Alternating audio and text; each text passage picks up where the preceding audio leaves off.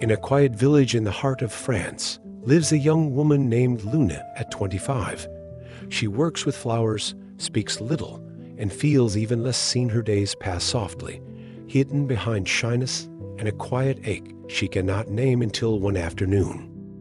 In a forgotten bookstore, she finds a mysterious blue journal. It's not just any journal, its pages seem to know her life, her thoughts, her insecurities. It speaks of things that haven't happened yet, of a stranger she is about to meet, and more than that, it begins to whisper truths she's never dared to believe. With each page, Luna begins to question the story she's told herself, that she's not enough, that she should remain small, that love is for someone braver, someone better. But as she crosses paths with Tho, a quiet artist with gentle eyes, and as the journal continues to reveal not what she should do, but who she truly is, Luna starts to bloom in the spaces she once kept hidden. This is a story about rediscovering the self, about finding beauty in what's fragile, and about the courage it takes not to be perfect, but to be real. This is where Luna's true story begins, not with someone else choosing her, but with her choosing herself. On that cloudy autumn morning, Luna walked through the streets of Saint-Michel-sur-Loire with the same calm she used when watering her flowers every day. The cold kissed her cheeks gently, and the smell of fresh bread drifted from the half-open bakery doors. She liked that routine, even though sometimes she felt something inside her remain suspended, as if her story hadn't truly begun yet. She worked in a small flower shop, almost hidden between the stone houses of the village. She enjoyed watching people choose flowers, as if each colorful bloom could express feelings they didn't know how to say out loud. She was good at caring for others, but when it came to herself, Luna got lost between insecurities and silence. She thought of herself as too ordinary, too quiet, too invisible. That day, she decided to take a different path home. A narrow alley, lined with ivy-covered walls, caught her attention. She couldn't explain why, she just followed it. At the end of the street, a weathered sign swayed in the wind. Library des Mes Oubliés. Bookstore of Forgotten Souls. Door creaked as she pushed it open, as if it hadn't been used in a long time. Inside, the air was warm with the scent of old pages and aged wood. The shelves stretched high, nearly reaching the ceiling, and books of all sizes and colors were stacked in chaotic piles. Bonjour, Luna called out, but no one answered. It was when she saw it between two hardcover volumes. There was a small navy blue notebook. It had no title, no author. It was there, almost hidden, or maybe waiting for someone. She picked it up carefully. When she opened the first page, she read with a held breath. This story didn't begin when it was written, but when it was read. Luna felt a chill run down her back. It was not an ordinary book, it was a journal. But whose? She turned the page. There were no dates, just gentle descriptions of simple scenes. A young woman walking among flowers, a hidden bookstore at the end of a forgotten street, a hand reaching for a blue journal. She froze. It was her. She looked around. Everything was just as described. Her heart pounded, her fingertips trembled. Luna didn't know if she was being pranked, if she had lost her mind, or if she was finally about to live something beyond logic. Placed the journal in her bag and left. Quietly, no. The wind seemed to whisper secrets, and for the first time in a long while, Luna felt there was more waiting for her than the same old paths. Night came quietly, with the sky covered in gray clouds and the distant sound of light rain tapping the roof of Luna's house. She sat in the armchair by the window, wrapped in a plaid blanket her grandmother had given her years ago, in her hand a cup of chamomile tea on her lap, the blue journal for hours. She hesitated to open it again. Something inside her whispered that after the next page, nothing would be the same. It was a strange feeling, a mix of fear, wonder, and hope. When she finally turned the leather cover and passed the introduction, she found new words written in simple, almost familiar handwriting. They were short phrases, soft descriptions, but intimate, as if taken from her own thoughts. She had the habit of hiding her feelings behind a timid smile. She often avoided mirrors, as if in them she would not see who she was. But who she believed was never enough. Luna shrank a little. It felt as if she had been seen by someone who had been watching for a long time. The text wasn't about a character. It was about her. Page after page, the words continued. They described small moments, her choosing flowers at the market, looking at shop windows, without entering, drawing in a sketchbook she never showed anyone, then a sentence that made her lose her breath. The following week, she'll cross paths with a stranger in the Willow Square. He will smile. She will doubt. Willow Square was only a few blocks away. It was where Luna often had lunch alone on warmer days. Sitting on the stone bench under the old tree, she closed the journal slowly, looked out the window. The rain persisted. What if it was just coincidence? What if someone knew her and had set all this up? But who? She wasn't the kind of person to attract attention, and yet there were her actions, her habits, her most intimate thought. This was a mystery, a warning, or an invitation. The next morning, Luna woke up early. She wore her favorite coat, tied a blue ribbon in her hair, and walked to the square. Her heart pounded with every step. She sat on the same bench, as always, looked around. Nothing seemed different until, on the other side of the square, a young man stopped at a flower stand, tall, with messy brown hair and simple clothes.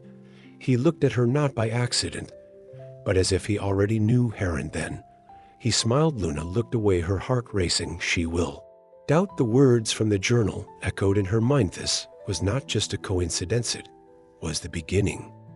The week passed slowly, as if each minute wanted to linger a little longer before being forgotten. Luna returned to her routine at the flower shop, surrounded by delicate arrangements, soft scents, and hurried customers who barely looked upon the outside. Everything remained the same, but inside, Luna carried a new weight, the journal, and its words that now seemed to write her life before she lived it. She didn't go back to the square in the following days. She was afraid of seeing the boy again, afraid that he might recognize her, afraid, most of all, of being truly seen, because despite her gentle appearance and soft voice, Luna lived in a quiet war with her reflection. She avoided mirrors, wore loose clothes, dodged photos. She compared herself in silence. Every compliment sounded false. Every glance felt like a 3th Thursday at the end of her shift. Luna was closing the shop when she found a wilted flower on the floor. White peony, her favorite. She picked it up carefully, thinking of taking it home. Inside, she noticed the journal was open on her desk, even though she was sure she had left it closed. Beauty is not in the freshest flower, but in the one that still gives fragrance, even when it feels wilted. She sat in silence. That was exactly how she felt, wilted and visible. But the journal didn't seem to see her the way she saw herself. It found beauty where she only saw flaw. She decided to write.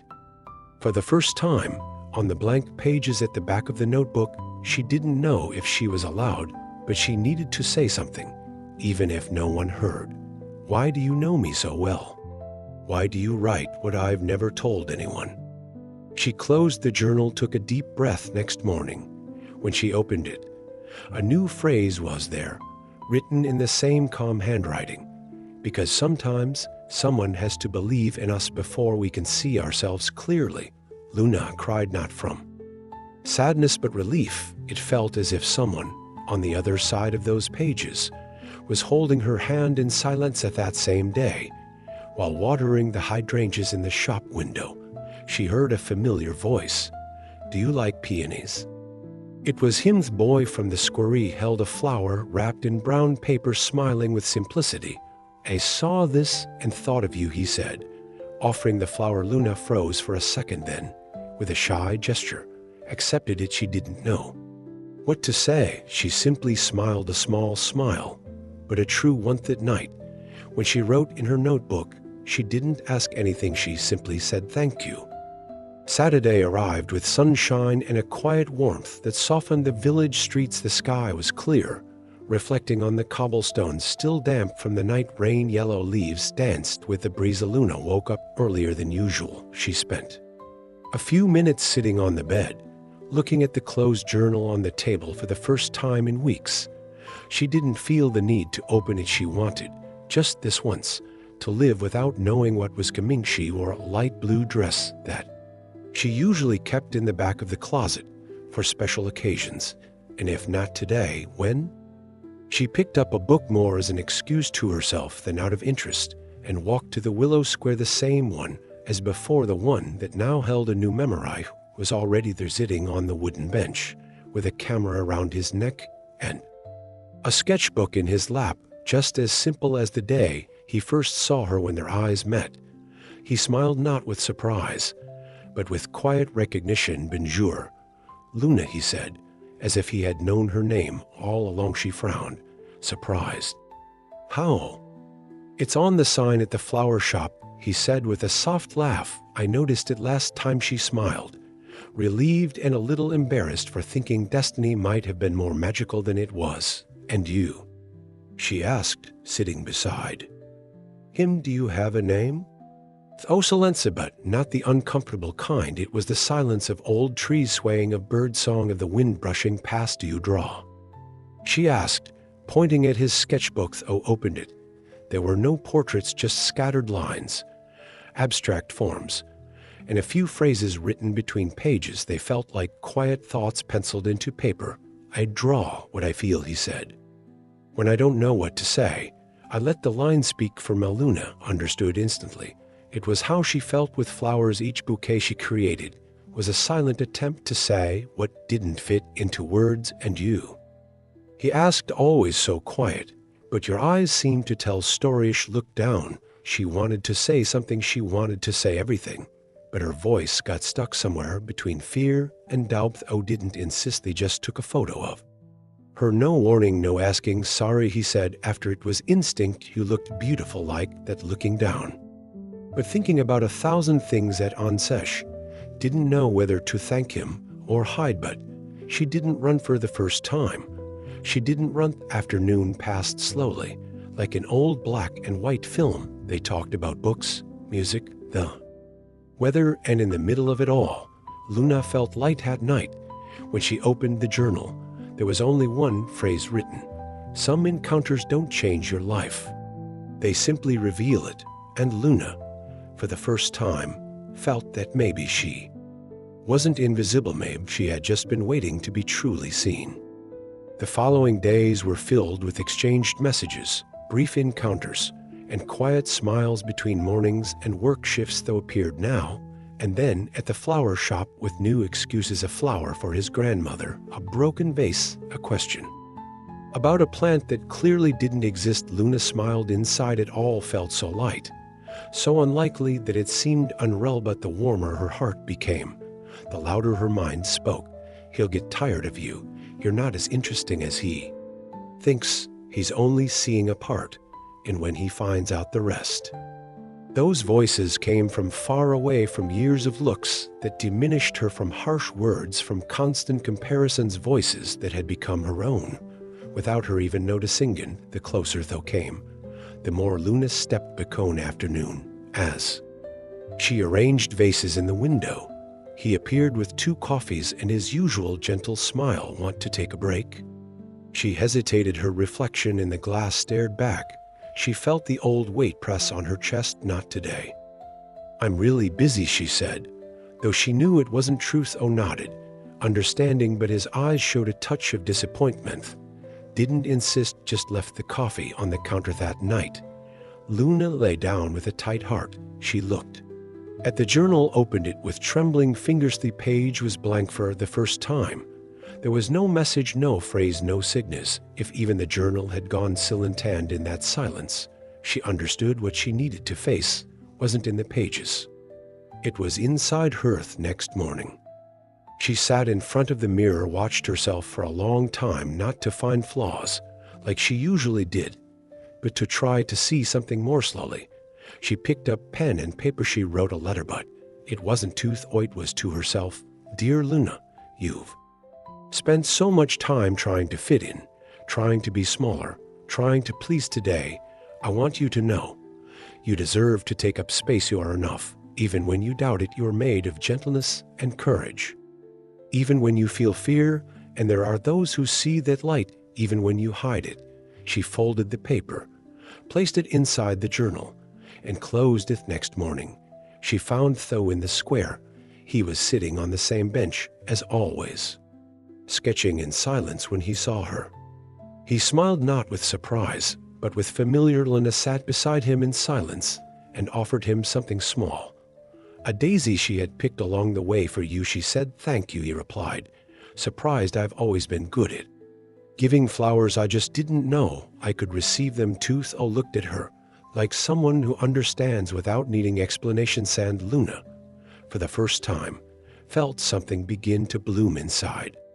The wind whistled through the windows like an old song. It was night, and the village slept, but Luna was awake, eyes open, heart restless. Thought of Tho, how he looked at her, as if he saw something she didn't yet understand. How he approached gently, without invading, without demanding. How he seemed patient, but also human. And she thought of herself, of how hard it was to accept a compliment, to believe someone could truly choose her. The fear of disappointing, of not being enough, of being discovered as a mistake. With the journal in her lap, she turned its pages carefully, looking for words to comfort her, to guide her. But she found something different, a blank page, not just blank. Olivious, if the ink was about to be born. Luna blinked, and then, right before her eyes, words began to appear, letter by letter, as if written by invisible hands. You think you must hide to be accepted, but what if what you're hiding is the very thing that makes you shine? She brought her hand to her mouth. Moved. The next sentence appeared like a whisper to her heart. There is beauty in your fragility and strength in admitting it. Luna felt something break, or maybe open inside her, a space that had long been shut. And luck began to breathe. She stood up, took pen and paper, and wrote a letter, but not to Tho herself. Dear Luna, you've tried to shrink yourself to fit into spaces that never deserved you. Today, I want you to remember, you are allowed to be whole, to be seen, to be loved, exactly as you are. She folded the letter, placed it inside the journal, and closed it. Next morning, she met Tho at the square. He was on the same bench, sketching in silence when he saw her. He smiled not with surprise, but with quiet recognition. She sat beside him and offered something small, a daisy she had picked on the way for you, she said. Thank you, he replied, surprised. I've always been good at giving flowers. I just didn't know I could receive them too. Tho looked at her the way someone looks when they truly see, and Luna felt, maybe for the first time, that she was enough. The days that followed were subtle, but different. Luna no longer woke up with the same heaviness. The doubts were still there. Of course, old voices still whispered from time to time, but now there was another voice, softer, new. Her own. She began to care for herself with more intention, not out of vanity, but tenderness. She chose her clothes with more ease, tied her hair in a new way, bought a wine-colored lipstick, and applied it in front of the mirror, just to see how it felt. She smiled, and for the first time, liked what she saw in the back of her closet. She found a wooden box with her old painting supplies, sleeping brushes, dried paints, blank canvases. It had been years since she last painted. She stopped when someone once said, "That won't get you anywhere." But now, she wasn't trying to get anywhere. She just wanted to allow herself to be. She created a small corner by the window in her living room every evening after work. She sat there with soft music playing and let colors speak for her. And day, Tho arrived with an unexpected idea. On Saturday, there's going to be a local artists exhibit in the cathedral square. Nothing big, just some canvases and coffee. I want to take you. Luna froze. Me? She asked, as if the word didn't belong to her. You, he confirmed. You'll love it, and I think you need to see yourself in the middle of it. Hesitated. I don't know if that's my place. Tho smiled. Sometimes the right place feels strange at first, but when the heart relaxes, it recognizes the way. Luna promised to think about it. She spent the entire week wavering between yes and no. The doubts returned. Her clothes felt wrong. The mirror became a silent courtroom again. But then she opened the journal, and there it was.